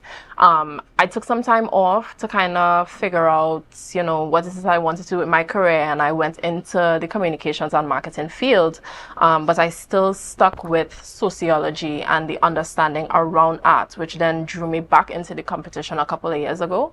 And I would have been in the finals last year, which was a really nice experience, just getting my feet back into the space, back into the community. And now I'm here again in the semifinals, looking to get a place in the finals again. Excellent. And tell us a bit about Tobago's participation in the competition. Have you seen an increase or a decrease? And do you think it is important for young Tobagonians, artists, you know, poets, writers, to get their feet wet and, you know, build their confidence to be a part of this competition and other competitions like it? I think it's something that Tobago is working on. We have our signature poets, as if you would like it to call it that. You know, you have myself, you have Cleon McPherson, you have Crystal St-Hilaire, Alicia Psyche Haynes would have joined that cast as well. And I think that there's a mixture between what we contribute to the spoken word space when it comes to competitions, as opposed to it just being a general craft. I think within the competition, we're able to see, you know, some sort of practice or some sort of, you know, version of what artists are able to play with in the competition space. And we kind of just want to be able to have that continuation of Tobago poets. In the audition, we would have had 6 members of the Black Hat Poetics in Bishop's High School compete. And it was really amazing to see so many young people that are interested in the spoken word competition. Unfortunately, the National Poetry Slam is kind of the space where you have to have that seasoned, trained artistry. But we are kind of encouraging, you know, the younger ones to get into these competitions and, you know, show what Tobago could really offer in the artistic field. Is there any organizations in Tobago that particularly help to train persons who are interested in spoken word? Are you someone who is out there helping to train and develop younger talent? If persons do just write and they are interested in seeing how they can transfer their poetry or their writings into spoken word, what avenues should they be taking? That's a really good question. I think that the Tobago space has had its ebbs and flows when it comes to those workshops, those organizations, those places that support. A couple of years ago, Rodney Pigott and I would have started the Next Chapter, which was an open mic series that took place in Apex. It was good until it wasn't, and then we didn't really have the Next Chapter anymore. We didn't have that open mic space anymore. I think a lot of the times when younger persons are interested in spoken word poetry, they would lean towards a poet. And I think I'm always happy to help and assist wherever it is that, you know, we need to have that support. Aside from that, I think that, you know, it's really important that the schools continue to keep those spoken word workshops alive. I know that Bishop's High School has a really strong network with all of their alumni, Oshun Trim, Cleon McPherson, myself, Crystal St-Hilaire, and just being able to, I don't know, keep the spoken word alive. Not even necessarily spoken word alone, but just literary arts, the English literature. But I think once it is that we're continuing to keep it in the space or in the Tobago space, that one day hopefully we'll be able to have a united front on what spoken word looks like in Tobago again. If I'm not mistaken, you said you started in 2014? Yes. How has spoken word changed since then, particularly with the access to new technology like AI? I mean, you don't want to say that persons are not as authentic because they're using the tool as exactly what it is, a tool. But how does one maintain the authenticity at the same time while using this tool? I think it's really about your own integrity. When I started in 2014, I was a teenager, right? So the issues that were important to me at that time, obviously would have evolved over the last 10, 12 years. It really, I think lived experiences also just give you the opportunity to have a different perspective on life. And, you know, these tools, AI, social media, like the news in itself, provides us with an opportunity. As you said, it is a tool. But these competitions shy away from the use of AI because we still want to hear your authentic stories. Right. We still want to be able to hear your literary craft. We still want to be able to hear what it is that you're able to come up with. I'm pretty sure that there are a lot of spaces and communities where AI may help. In the sense that, for example, not necessarily in the competition space, but just in general, being able to use AI to get, you know, word banks easier, vocabulary easier, research easier, or just being able to tie in some of the things that you mightn't be able to tie in as easily to get your spoken word done. I think with everything in terms of technology and the digital age, that we need to obviously use these tools in a positive nature as opposed to using it with the wrong intention. Excellent. Well, we want to wish you all the best as you approach the semifinals. Yes. That's happening at the Central Bank Auditorium, right? Yes. Well, you and to all the other Tobagonians that are competing, you know, we are wishing you guys the best. Finally, as we wrap up this morning, is there anything that you want to say to all viewers looking on? Yeah, absolutely. Spoken word poetry is a craft that we need to keep alive.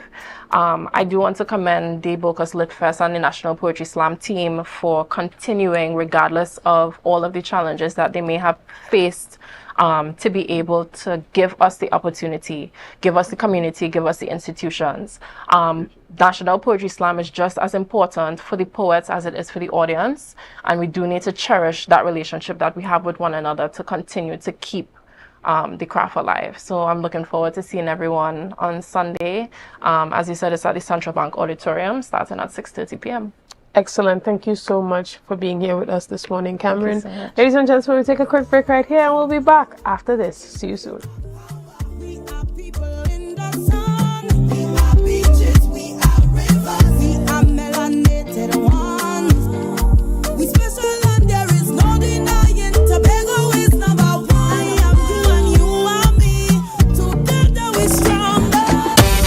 Tobago. It's Carnival. The Vibe. The event space, formerly known as Shade, for the court Tobago, says, let's celebrate Carnival. Bring your coolers every Friday and Saturday, starting from Friday the 30th of January till Carnival week, and pay $50 at the door with your cooler all night. No ice, no chaser allowed. Top DJ and artists passing through every Friday and Saturday. To pre-book your cabanas, call 369-6414 and 394-3612 or email iwamg@gmail.com. And this promotion is going on until Easter. Gates open at 9 p.m. It's rum, it's bacchanal. Bring your coolers and come. Been down this road before.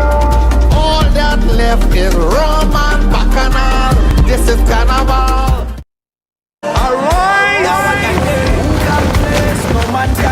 What's up, it's your brother Nathaniel here. Listen, this Easter weekend 2026. Arise, the concert, Tobago Amphitheater will never be the same. I'm looking forward to fellowshipping with you guys in praise and worship. And I know a couple of my brothers will be there as well. Big up, blessed, Bijon, Fire Night. Arise, we going down in the war room. We going down in the war room. Arise!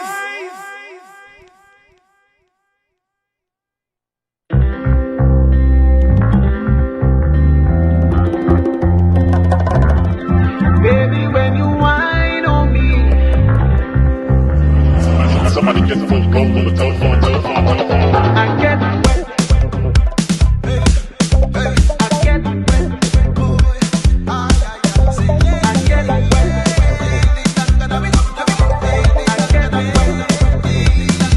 I'm looking all through the party. I hope I find you there. The Caribbean is more than just a place. It's a spirit, resilient, vibrant, and full of possibility. It's who we are and the heart of everything we do. For over 150 years, we've been right here, invested in the Caribbean, its people and its progress. And today, we're going even further. We're deepening our commitment to the region, continuing to invest in the networks, services and digital solutions that move Caribbean businesses forward. Whether you are a mid-sized business or multinational player, we bring you resilient connectivity, personalized service, and tailored IT solutions, all powered by local teams that truly have your back. We're here to help you navigate challenges, grow, and achieve your goals with practical solutions, reliable networks, and a partnership rooted in trust and your long-term success. Liberty Business, rooted in the Caribbean, committed to you. In a world where our health defines our future and the Caribbean stands on the front lines of climate change, rising NCDs and global challenges, knowledge becomes our greatest defense.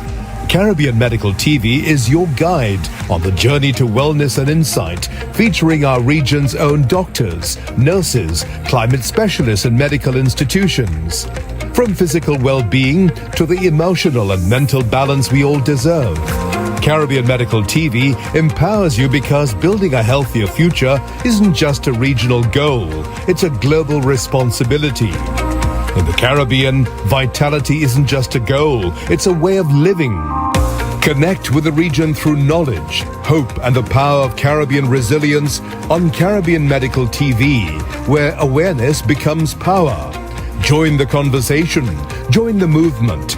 Be viewing Season 4 of Caribbean Medical TV right here on this station. TL Promotion presents Laugh and Live this Good Friday, 7 p.m. It's non-stop laughter at Birchwood Legacy Park, Lowlands. Special guest from Jamaica, Mr. Funny himself, Owen Blacker Ellis. From Trinidad, Rising Comics, Alan the Entertainer, and Son Son. And from Tobago, amateur comic, Bishop Terence Baines. Listen, this is a laughing matter. Get your tickets now at Den's Electronics, 2nd floor, Port Mall, Scarborough. An Island e-tickets or call 685-1988. At the door, you will pay more. It's gonna be a...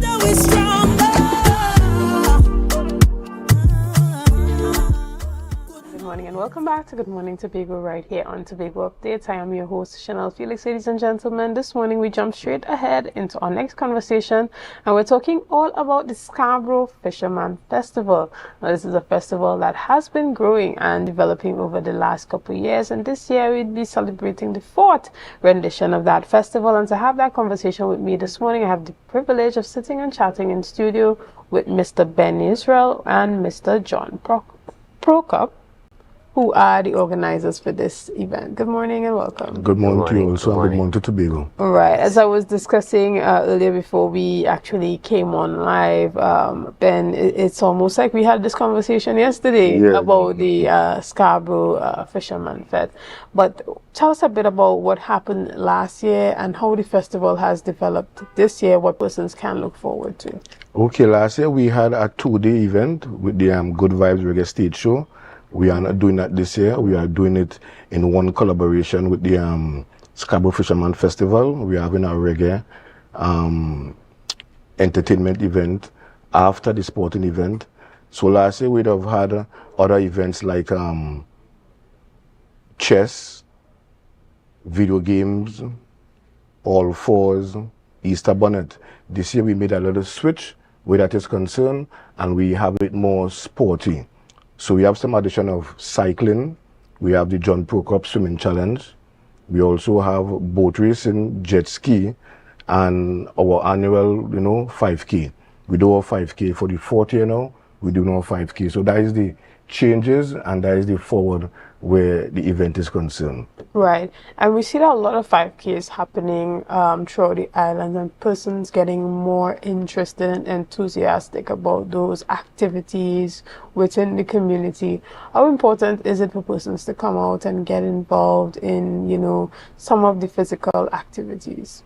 I think it's important where the stress level is concerned in the world. I think sport, running, cycling, swimming is something that could alleviate stress and could, have you more focus on a day-to-day basis. So besides just competing, I think it's a healthy thing, not only for the body, but also for the mind. So, right. And John, tell us a bit about how you got involved with the festival, and what part would you be playing? What do you look forward to seeing this year? Well, I was asked to come on board, and I was very honored to have the swimming classic, named after me, and I just wanted to be a part of the team and try and contribute in a meaningful way to make the event as safe and as exciting as possible. I think this is a wonderful opportunity to get children and adults in Tobago enthusiastic about the ocean and about swimming and racing.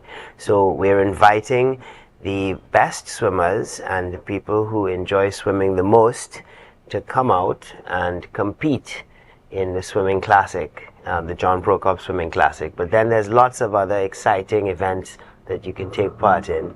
And this is a really good activity for bringing the Scarborough community together, and the wider fisher folk community, as well as the boat racing community, because obviously the boat regatta is going to be a great focus. But together with the boat regatta, the fisherman competition, we're going to have plenty of action. So we're hoping that we're going to get a lot of competitors, and we're hoping that we're going to get a lot of onlookers to come and enjoy the festivities. Right. Ben, tell us a bit about when the festival is happening, how persons can come out and be a part of it. Does it include the wider business sector in the Scarborough area, and who are some of the partners that are partnering with you? Yeah, it does include the wider small business sector in Scarborough, because this year we started off with smaller businesses like fruit stalls, roti shops, food stalls, but now the event has grown in a way, and it has attracted main businesses that feeds off of the event annually, like the bars. So this year we have most of the bars surrounding that area are included in sponsoring some part of the event. Okay, we have Leander's Bar, we have Nigion's Bar, Die Prince Bar, and we have City Limers. Also Barcode came on board, where events will be starting at the Barcode area. That is, cycling would start at the Barcode area. Also the 5K would start at the Barcode area, or we finish down at Nigion's Bar in front of the Espionade. So that are some of the attractions that are excellent. Excellent. And it sounds very fun, sounds very active for a fisherman, for a fisherman fed. And so just give us the times and dates one more time. Okay, well, the event will start early due to the fishermen who want to go out and get their first catch.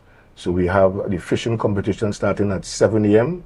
We also have the swimming competition follows right after, which is 8 a.m. So you come, you get registered early, get registered by 6:30 for the fishing, and you come and you get registered by 7:30 for the swimming. Mr. Prokop here, because different sprints and different laps where he's going to organize where the swimming is concerned. We're going to have draft competition backed by public demand. I'm getting called for the draft competition. So Brother B, if you're listening to the Tobago updates, you can come and play some draft also with the other colleagues. After the draft 11 o'clock, what we're going to have is some jet ski from 1 o'clock, like a 45 minutes of jet ski activities. And follow that, we're going to have our cycling races at 2 p.m. Okay, and that cycling would go on, some circuit races and laps around Scarborough, where the I think is the Carnival route. Right. That's where the cycling is going to be going to have like 5 laps in that. So you'll have a youth race, and also they will have a race for the adults. And this cycling race will really be conducted by a cycling club called NSD Cycling Club. So anyone interested in getting on to NSD Cycling Club, they can contact me at 277-0130.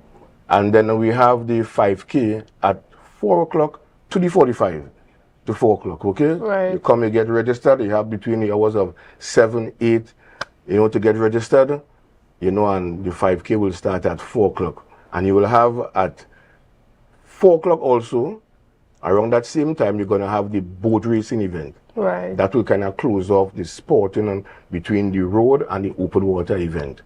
And after that, we're going to have around the bars, 3 bars on them, we have situated events around the bars to create entertainment, because this year Capital Chambers is not bringing no bar to compete with the bars on the Esplanade. We have worked something out, financially, where we are comfortable with, so that we can carry on the event without trying to fight each other. And this is only a stepping stone towards a type of a task force unity where small business and businesses in Scarborough is concerned, because the businesses are, I will say, suffering for traffic, and bringing festival like this and what Prince, Nijan Bars, even City Limers does in Scarborough, it creates traffic and causes businesses to feed off of this traffic here. For next year Carnival, all these small businesses are planning to create like a task force or like a small business association where we can deal with the trying to be good national carnival, and we can invite back, support and patrons to come back and see what Scarborough have to offer. We're back to the Fisherman Festival. Excellent, so yes. The arm wrestling will be at City Limers Bars.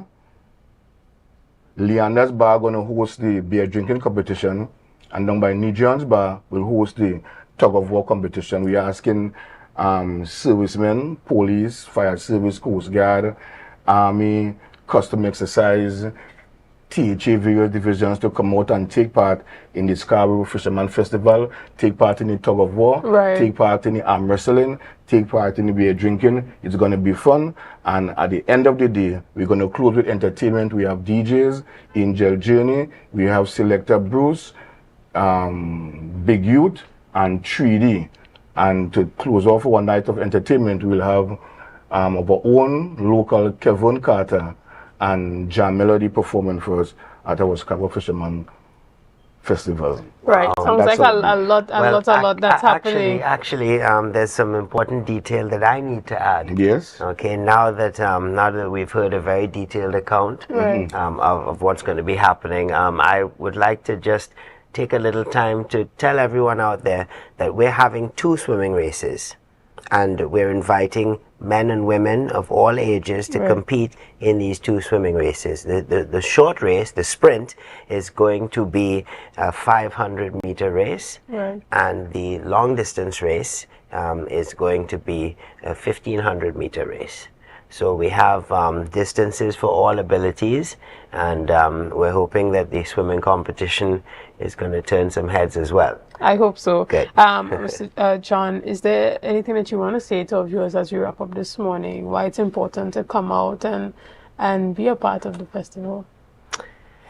Well, I think that pretty much it was captured in the description. We're trying to get everyone together so that we can do good for Scarborough and the businesses in Scarborough, and try and promote the capital city of Tobago and get more people involved, in taking part in this festival, to show the potential that we have for recreating and advancing Scarborough as a business and entertainment center on the island. So we're really urging people to come out, and we're looking forward to having a really exciting time. Right, and this is happening on Sunday, right, Ben? No, this is Good Friday. This is our Good Friday, April 3rd, our 4th annual Fisherman Festival, Excellent. And for you as well, do you think it's important, share with our viewers why it's important for them to come out and support the efforts that are going into creating this event? Yeah, it's very important, number one, to the public, to the community of Scarborough, who have been left out of being a community, and the type of events you see me doing in the community of Scarborough, like bringing back the tongue harvest, Scarborough Fisherman Festival, going on into heritage, we were a community who visited every event in Tobago without hosting any event. So my idea was, bring the community together and let us have events that reflect what other communities have. And that's the direction I'm actually going. And for the business people, they actually succeed. They actually benefit from what these events here does. The bars open, people who sell clothes, people want to look nice, the hairdressers, the barber shops, You see this spin-off when there's a meaningful event coming and people want to get themselves ready for an event like that. So all in all, I think not just Scarborough wins, but Tobago wins because people throughout the world, Trinidad especially, they're always looking for something to do something, to attend, So I think excellent. Well, I want to thank you guys so much for being here this morning and the effort that it has taken to put together this event and bring together a community of persons who want to see Scarborough win and Tobago win. And then, we want to congratulate you as well for the job that you're doing to continue to encourage and to engage in the community. We know that you would have run for the election in early 2026, and although you were not successful, you're staying on the ground, staying in the community, still continuing to have that impact, showing that truly you do have a heart for the people and the work that you do. So congratulations to you, and thank you for that. Ladies and gentlemen, we want to thank you so much for all that you have been doing to continue to make Tobago Updates the #1 broadcaster here on the island of Tobago. Again, I am Chanel Felix, and I'm encouraging you to have a great day. The energy filled the sky.